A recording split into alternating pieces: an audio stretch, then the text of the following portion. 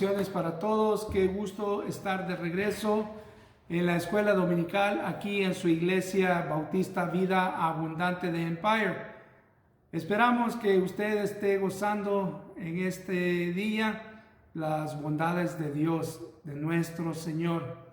Así que en este día vamos a estar estudiando acerca de un tema muy importante para todos nosotros que confesamos ser seguidores de nuestro Señor Jesús. Hoy vamos a estar hablando acerca de la santificación. Así que acompáñeme, primeramente vamos a ir al Señor en oración para que Él nos guíe en el estudio de su palabra. Amantísimo Padre, gracias te damos por este día, gracias por tu cuidado, gracias Señor por habernos traído de regreso a este tiempo muy especial de el estudio de tu palabra. Te rogamos, Señor, que tú nos guíes y que podamos, Señor, sacarle un gran provecho a tu palabra en esta ocasión, como siempre tú nos los permites, Señor. Guíanos para que podamos estudiar y reflexionar acerca de este importante tema que tiene que ver con el ser personas santificadas para ti. Te lo rogamos pues, Padre, en el precioso y glorioso nombre de nuestro Señor Jesucristo. Amén. Bueno, la santificación, como ya dijimos, es el tema de este día. La idea central de la lección dice que hemos sido apartados en Cristo para vivir vidas santas. Esa es la razón por la que Cristo nos ha salvado. Él quiere que nosotros vivamos vidas santas para Él. Vamos a leer y vamos a escuchar de parte de lo que la palabra de Dios tiene para nosotros, de lo que nosotros debemos de dejar de hacer y en lo que nosotros debemos enfocarnos como seguidores del Señor Jesús. Los pasajes bíblicos que vamos a estar leyendo en esta ocasión se encontrarán en la primera carta de Corintios, en el capítulo 6. Primera de Corintios, capítulo 6, los versículos del 9 al 20. Esa va a ser la lectura para la lección de esta mañana. Comencemos primero entonces por decir que la santidad es una palabra que las personas la mayoría del tiempo asocian principalmente con Dios o con cosas que consideran muy religiosas. Dios es santo. Hablamos acerca de eso en la primera lección de la serie de lecciones que hemos estado hablando. Y hay cosas que se consideran santas, que consideramos que no pueden ser usadas para ningún otro tipo de trabajo o quehacer. Las dedicamos especialmente para el uso dentro del templo, de la iglesia donde nos congregamos. Sin embargo, la santidad, la idea que debe de reflejarse cuando escuchamos santidad es estar apartado. La palabra en sí, santo, quiere decir eso. Traducido a nuestro idioma, santo es algo que ha sido apartado. Y para los cristianos no debería de ser un concepto extraño, ya que se nos dice en la palabra que nosotros somos llamados a vivir con santidad. Nuestro estilo de vida debería de ser un estilo de vida trazado por la idea de estar apartado de aquello que deshonra al Señor. Dios desea que usted y yo reflejemos su santidad, que nosotros seamos una imagen de Él mismo, porque fuimos creados a su imagen y semejanza. La idea es entonces que nosotros estemos apartados del mundo, viviendo un estilo de vida que le agrada a Dios, un estilo de vida que honra a Dios. En primera de Pedro 1:15, el versículo lo resume de esta manera: como aquel que os llamó es santo, sed también vosotros santos. Eso es lo que la Biblia nos dice.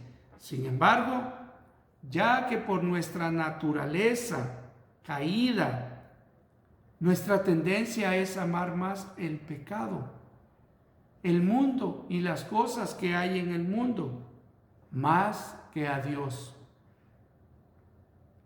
Sin embargo, Dios quiere que eso cambie. Él está interesado en intervenir de manera divina en esa condición caída, para que completemos el llamado de llegar a convertirnos en hijos e hijas que honren y glorifiquen su nombre. En nuestra sociedad, en la que se alienta a la superación personal, muchos cristianos caen en la trampa de pensar de que ser santos es solo un esfuerzo o es otro esfuerzo que hay que realizar. Y aunque si participamos en la santificación al dar pasos de obediencia, nos damos cuenta pues que esta es una obra que Dios puede producir en nosotros. Él es quien puede llevarnos a completar la obra de santidad en nuestra vida. Para que comprendamos un poco el contexto de lo que vamos a estar estudiando, en la epístola de Primera de Corintios, que es una carta que Pablo escribió a la iglesia en ese lugar en Corinto, Pablo la escribe para corregir los malos entendidos acerca de la fe y de la piedad. Unos malos entendidos que habían llegado a ser parte de la misma iglesia. Porque así como en aquellos tiempos, aún ahora en nuestros tiempos, hay iglesias como hubieron en los tiempos de Corinto, donde se comienzan o ya están infiltradas algunas prácticas mundanas que dan un cambio a lo que verdaderamente la vida cristiana es. Hay muchas iglesias donde prácticas del mundo se están adoptando, están enseñándose a los niños, a los cristianos del futuro, a que está bien participar de cosas que no tienen nada que ver con Dios. Porque al fin y al cabo a lo que venimos es a tener diversión, a estar contentos, a alegrarnos. Así que los capítulos 5 y 6 tienen un objetivo principal y es amonestar en contra de toda esa inmoralidad que puede llegar a vivirse en la iglesia. Ese estilo de vida negativo que se infiltra en la iglesia. Que entonces, como hijos de Dios, somos llamados a despojarnos de estas prácticas, de este estilo de vida mundano. Dios quiere que dejemos de llevar a cabo estas prácticas y que comencemos a amar verdaderamente a nuestro Señor Jesucristo en espíritu y cuerpo. Porque Dios quiere que le honremos completamente, no solo en partes de nuestra vida. La pregunta entonces que surge con respecto al tema de la santificación es: ¿cuáles son los pecados más comunes en nuestro tiempo. Si usted pudiera pensar en esos pecados más comunes, ¿cuáles serían? Si usted no tiene una idea, quiero que vayamos entonces al pasaje bíblico de Primera de Corintios, capítulo 6, versículos 9 al 11. Y usted se va a dar cuenta allí de qué pecados la Biblia nos está hablando. Leamos entonces en Primera de Corintios, capítulo 6, los versículos 9 al 11. Sígame allí con su vista. Dice el versículo 9: ¿no se dan cuenta de que los que hacen lo malo no heredarán el reino de Dios? No se engañen a sí mismos. Los que se entregan al pecado sexual o rinden culto a ídolos o cometen adulterio o son prostitutos o practican la homosexualidad o son ladrones o ávaros o borrachos o insultan o estafan a la gente, ninguno de esos heredará el reino de Dios.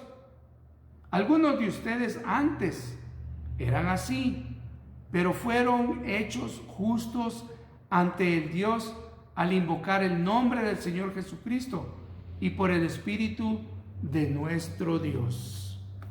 Así que la lista que da en estos versículos es bastante similar a la lista de algunos o de esos pecados que nosotros en nuestros días estamos viendo.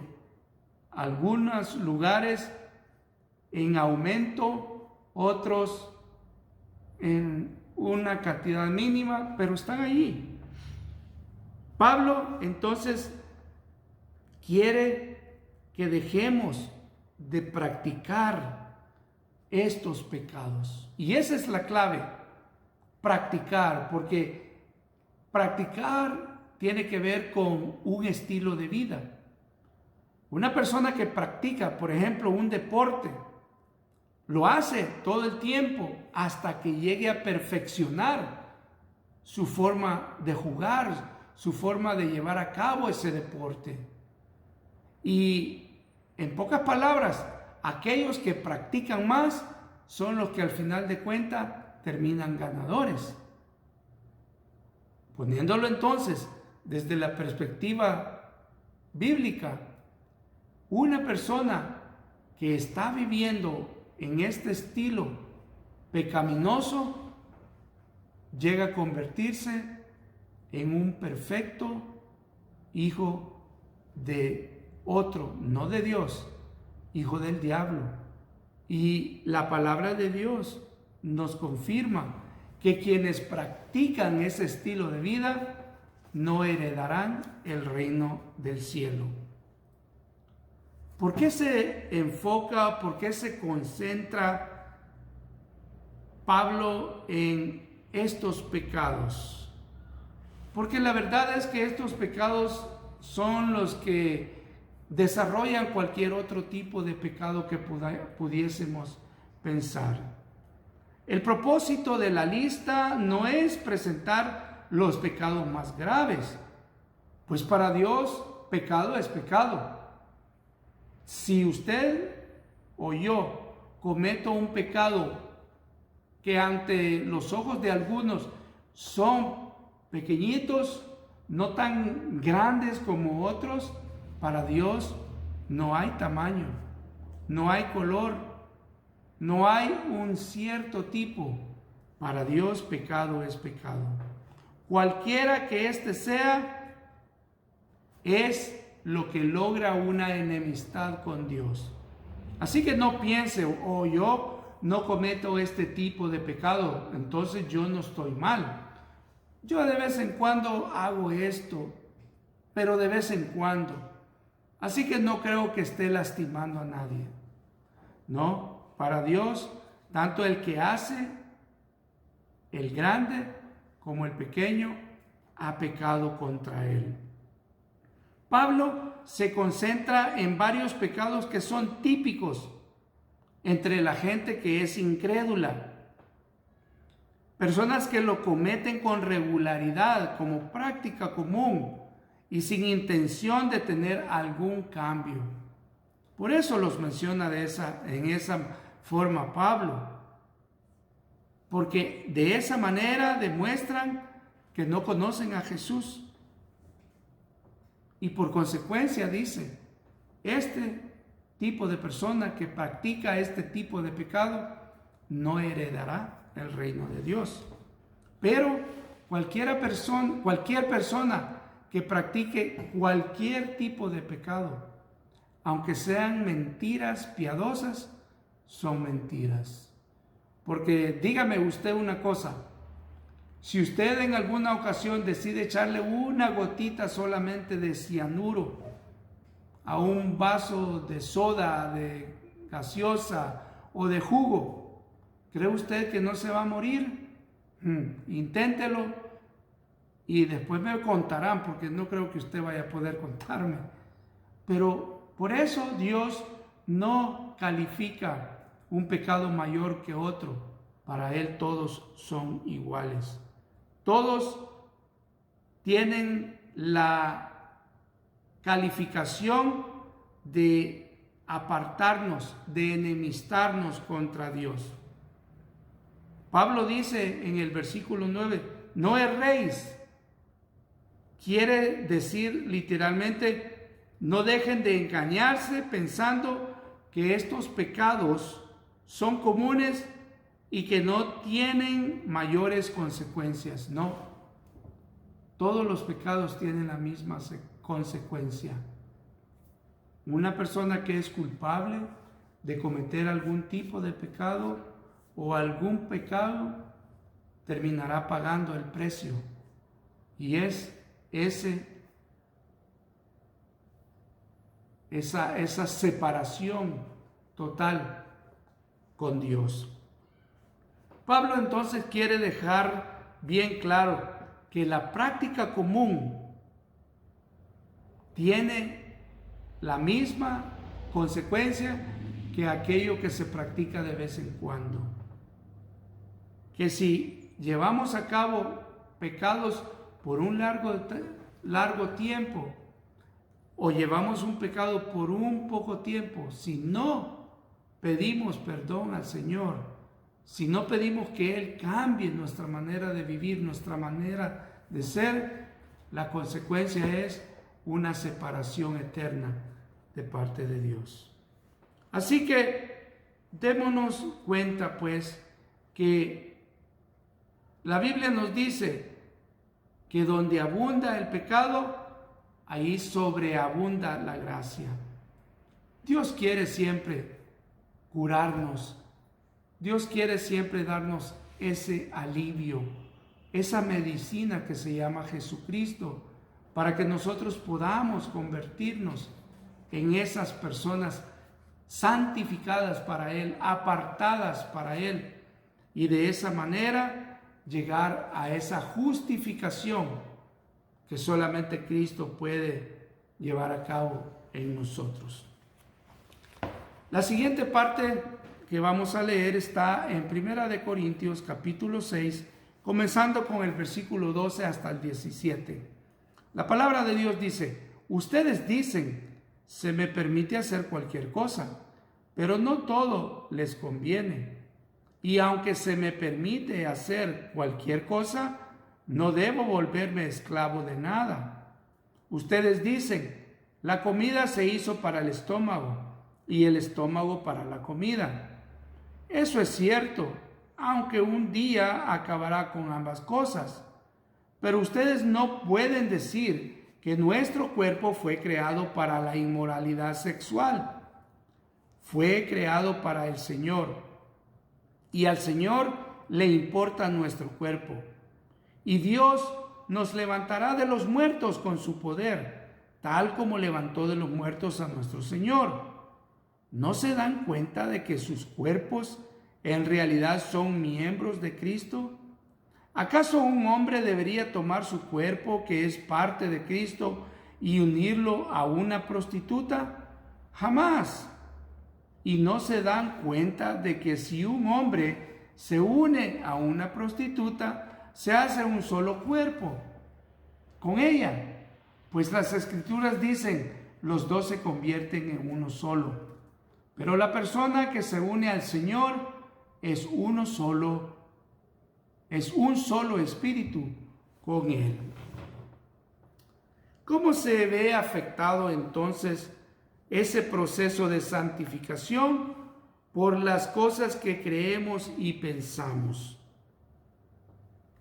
La verdad es que en base a lo que acabamos de leer, la inmoralidad daña, hace destrozos en la vida del ser humano.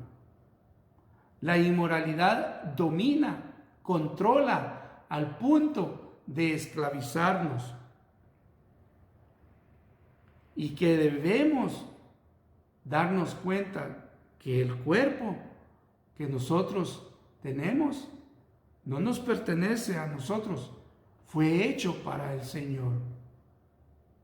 La Biblia demanda, dice, que el Señor demandará que nuestros cuerpos sean presentados, santificados a Él, porque si no, va a haber consecuencias graves. Siempre ha sido común el repetir dichos como parte de la sabiduría colectiva. El problema con esta costumbre es que a veces cometemos el error de permitir que refranes populares influyan en nuestra teología. La iglesia de Corinto había comenzado a utilizar dos refranes seculares para formular algún tipo de entendimiento de libertad cristiana. Por lo que Pablo les informa que aunque no son totalmente falsos, pueden conducirlo fácilmente a cometer errores. El dicho que podría llevarlos a malentender la libertad cristiana era: todas las cosas me son lícitas. Hoy en nuestros días podríamos decir: eres libre de hacer lo que quieras con tu cuerpo. Eres libre de hacer lo que te venga en gana. Pero la Biblia enfatiza que hay graves consecuencias. Primero, ese pecado del que habla Pablo, el pecado sexual, daña severamente al individuo. Lo daña internamente en lo espiritual y lo daña externamente en lo físico. Así que sí, no todos los pecados pueden ser calificados de igual forma. Hay unos pecados que son más severos por las consecuencias que atraen. Y aunque para Dios pecado es pecado, hay ciertos pecados que debemos de considerar la severidad que va a acarrear al cuerpo, a nuestro físico, tanto como a nuestra vida moral y espiritual. El pecado va a tratar de dominarnos, va a tratar de controlarnos. Nosotros somos pues los que tenemos en nuestras manos la decisión de librarnos o vivir atados a esos pecados. Aunque la palabra de Dios nos confirma que Cristo nos ha dado libertad, necesitamos vivir en esa libertad, porque si no, el pecado va a continuar controlándonos y entonces ya no es Cristo el que va a controlar, el que va a regir nuestras vidas. Va a ser el pecado al cual hemos terminado entregándonos. Como cristianos, pues, debemos recordar que hemos sido separados para ser un cuerpo con Cristo. Así dice al final del pasaje del versículo 17. Dice: pero el que se une al Señor, un espíritu es con Él. La persona que se une al Señor es un solo espíritu con Él.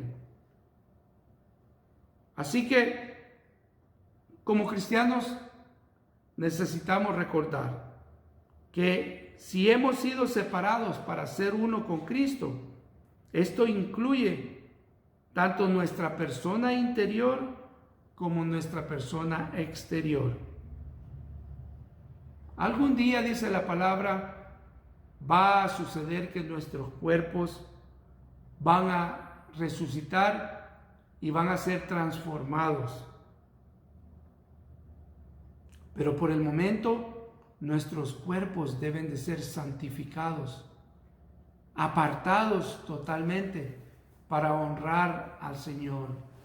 Y cuando estamos hablando del cuerpo, no solamente es de mis manos, de mis pies, de mi corazón, es también mi mente, aquello que llevamos en nuestro pensamiento, lo que escuchamos, lo que vemos, lo que decimos, todo, porque todo es parte del cuerpo y todo debe de ser entregado al Señor, santificado a Él.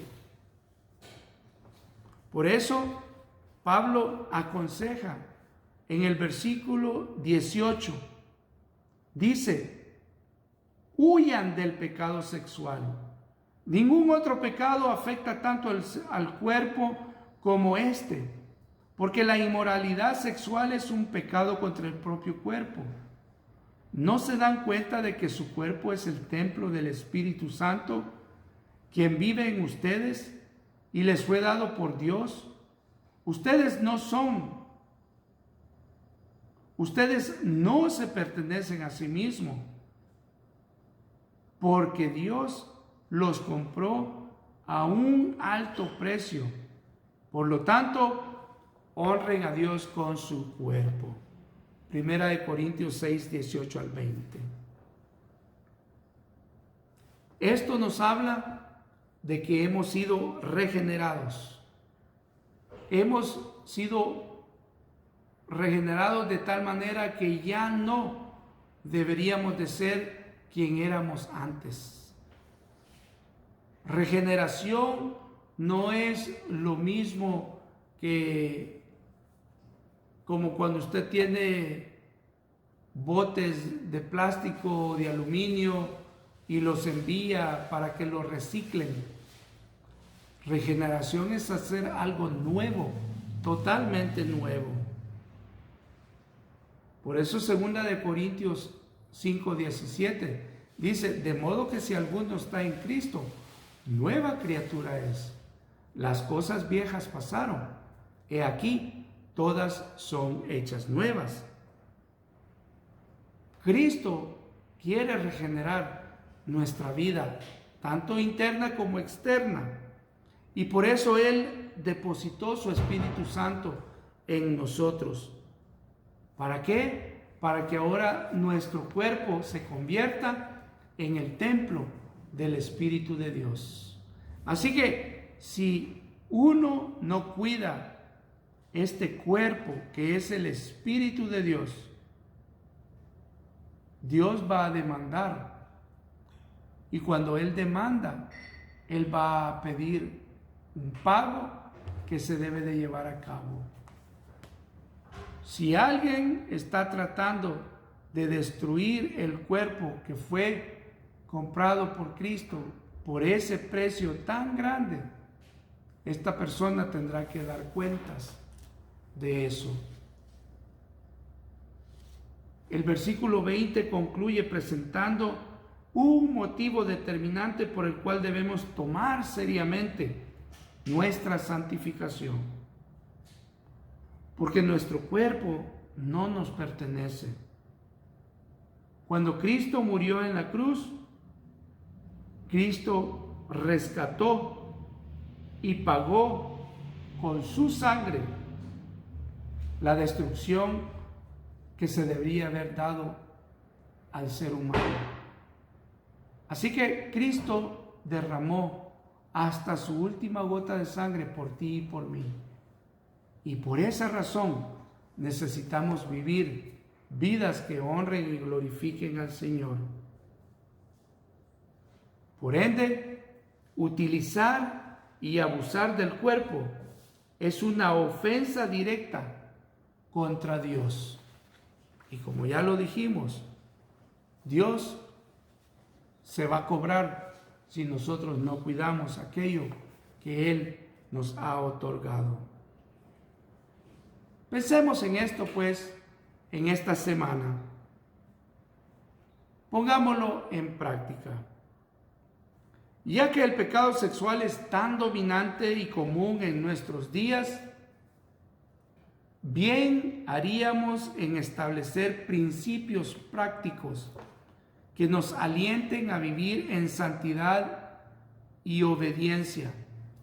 Pablo nos recuerda que él mismo forzaba su cuerpo a servidumbre para que fuera él quien dominara sus pasiones carnales y no al revés.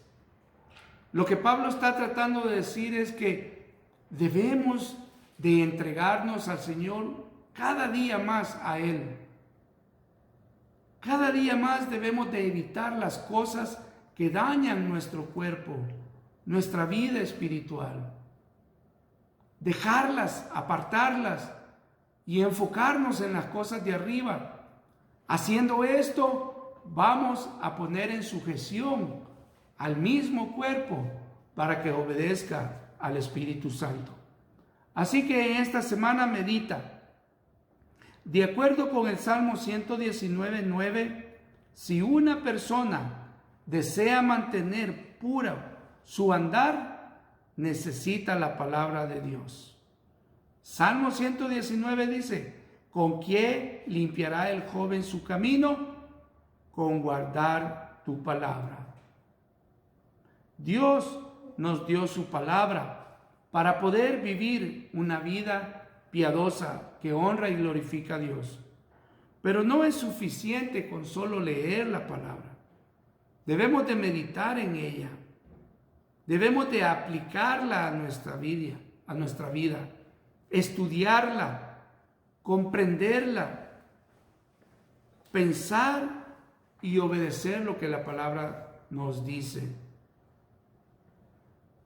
Esta semana medita en lo que dice el Salmo 119, los versículos 9 al 16. Y también confiesa. Santiago 5:16 dice: confesaos vuestras ofensas unos a otros y orad unos por otros.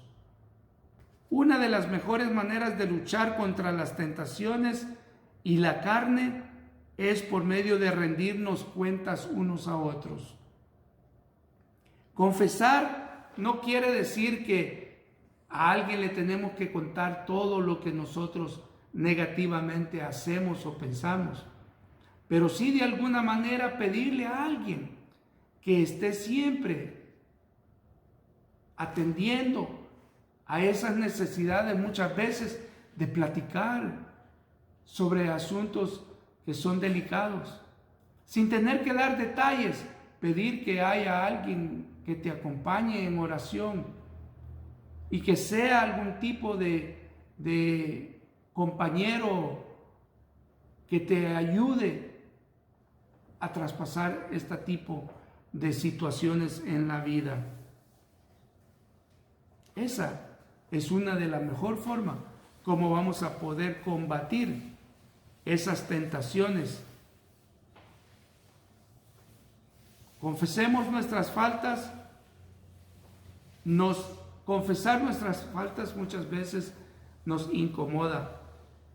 ¿Por qué? Porque al hacer eso nos sentimos vulnerables, expuestos.